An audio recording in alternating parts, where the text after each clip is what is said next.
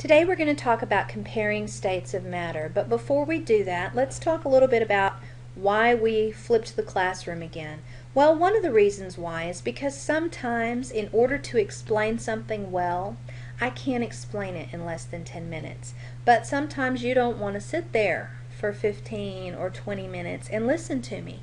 So the great thing about these videos is that if you need a break, if you need a snack, you can press pause, okay? You can get up and go get yourself a snack and come back and you can finish watching it later, or if you need to, you can rewind. So keep that in mind. I am keeping them as short as possible, but you can stop it. You can't pause me in class, but you can pause me on a video. So, moving on. Comparing states of matter.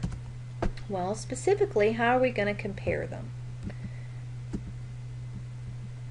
Make sure by the end of this video that you can compare solid, liquids, and gases in terms of four things. Compressibility, that's how easily, or really if you can compress it at all, how easily you can push it together. Structure, that's is it ordered or not, how is it put together. Its shape and its volume. At the top of your notes you're going to notice this picture, and it's a pretty good picture I think, especially if you look at it in color. And this is pretty common. I think you see a lot of these in textbooks and probably in your notes from junior high, but it's limited. And it's limited because it's in two dimensions and it's not moving. But that's the challenging part of chemistry, is that even in class, I can't show you molecules. Molecules cannot be seen with the naked eye, but you have to understand what's happening at the molecular level. So that's one of the challenges that we face. So I want you to look at this picture and I want you to see what's happening. We're going from a solid to a liquid because we added heat and we melted it, and from a liquid to a gas because we added heat and we evaporated it, or vice versa. You can remove the heat and condense it and remove the heat and freeze it. But we're going to come back to this because what I really want to show you is an animation that helps you see the solid, liquid, and gas when they're moving. Okay? So first of all, if you notice over to the right, I chose water because we're all familiar with water and it's easy to think about. And we're going to look at it as a solid. Alright, so the red is the oxygen, the white is the hydrogen, H2O, so two hydrogens and one red. What's the first thing you notice about a solid in this animation? Well, the first thing that I noticed that blew my mind when I saw it the first time is that it's moving. That's crazy to me. My desk is a solid and it's not moving unless I shake it. And if I look at ice, it sure doesn't look like it's moving to me. But in fact, the molecules are. They're really more vibrating, I think, than they are moving. But they're moving. And that's something that might have surprised you. I know it did me. What else do we notice about it as a solid? Well, we're looking at compressibility, right? Can I push it together? Not much. If you notice the shape, that's another thing we're looking at. It's kind of in fixed positions. I'm noticing some patterns in the way that it's shaped. Look really closely and see if you can see what's always touching. The reds are always touching the whites, or they're always facing in that direction. That's kind of interesting, huh? There's a reason for that. And because of that, it's making that shape fixed. There's a specific structure, a specific force holding that in place, and we will be talking about what that force is. What about the volume? Is the volume the same, or is the volume changing? Well, if you notice, it's kind of all moving in a clump. So even though it's moving, it's staying together, so it takes up the same amount of space. Remember, volume is just how much space something takes up. So the volume is staying the same. I can't really compress it. It is moving, but it's moving kind of slowly, and let's see, what else? The shape is pretty rigid, yes? Okay, so if I want to go from a solid to a liquid, what do I need to do to it? I could heat it up, right? If the temperature goes up, I'm adding heat. What am I adding? I'm adding energy. So now let's make sure that we're on this phase. If I keep adding heat, I'm going to get to a liquid phase. Now what's the biggest difference between the liquid and the solid? Now it's moving faster. And it's moving fast enough to overcome those forces that were keeping it in that rigid shape, in that nice little hexagonal pattern. It now has enough energy, enough temperature to overcome that. And so now, even though it's close together, so is it really compressible? Can I push it together? If you look at the picture on your notes, it kind of looks like you can. But if you look at this picture, I would say not so much. Maybe every once in a while it gets far enough apart where I can push it together a little bit, but it's not really compressible like you would think it is, like that picture on your notes implies, like the picture that you're used to seeing. It's already pushed together, and it has more energy, it's moving faster, and when it does move, you can notice that those molecules can sometimes overcome the forces and flow past one another, right?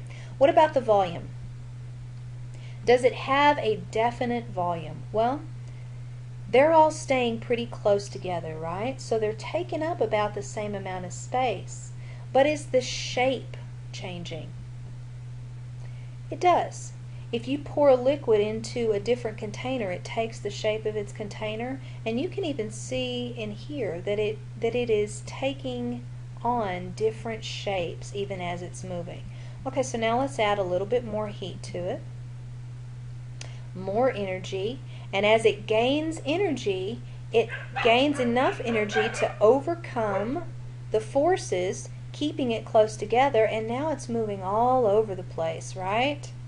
So there's a lot of energy, and now you see the molecules moving chaotically all over the place. So as I go from a solid to a liquid to a gas, keep in mind those four things: compressibility, shape, volume, and structure. So we're going to look at them again real quick. Here's the gas. Can I squeeze it together? Can I compress it? Yes, I can. Does it have a definite volume? Well, it's moving all over the place. If it can spread out, then its volume can get bigger. It can take up more space. So it's an indefinite volume. What about the shape? Well, if it can change volume, it can definitely change shape. Now I'm going to go to a liquid. It's moving slower, right?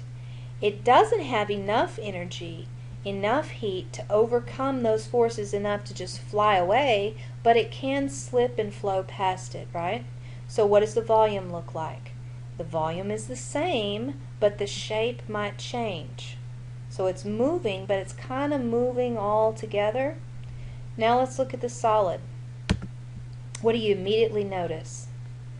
Immediately those molecules kind of snap into place. Now they're still moving, but they're very rigid. Those forces, those intermolecular forces holding those together, are keeping it in a very strict, rigid shape. Alright, let's go back to the picture that we were looking at on your notes. So let's bring that back up. And there we go. Okay, so we've got a solid, a liquid, and a gas, and the thing that I want to bring to your attention that is new is the definition that's located at the bottom of your notes, and that's kinetic molecular theory. So let's break that apart just a little bit. If you were in IPC, that's not what I wanted to do. Go back, pen, there we go. Okay. If you were in IPC, you've seen that word before. Kinetic energy, right? Energy of motion. So kinetic means motion. What about molecular? What does that look like? Molecules. So if you break apart that word and you look at the components of that word, you can kind of remember what the meaning is. So if you're looking at the test and you forget, oh my gosh, kinetic molecular theory, I don't know what that means, I don't know what that means. Well, just break it apart. Kinetic means motion, molecular means molecules. It means the particles of matter are always in motion. Even for a solid, which is crazy, it's vibrating, it is moving.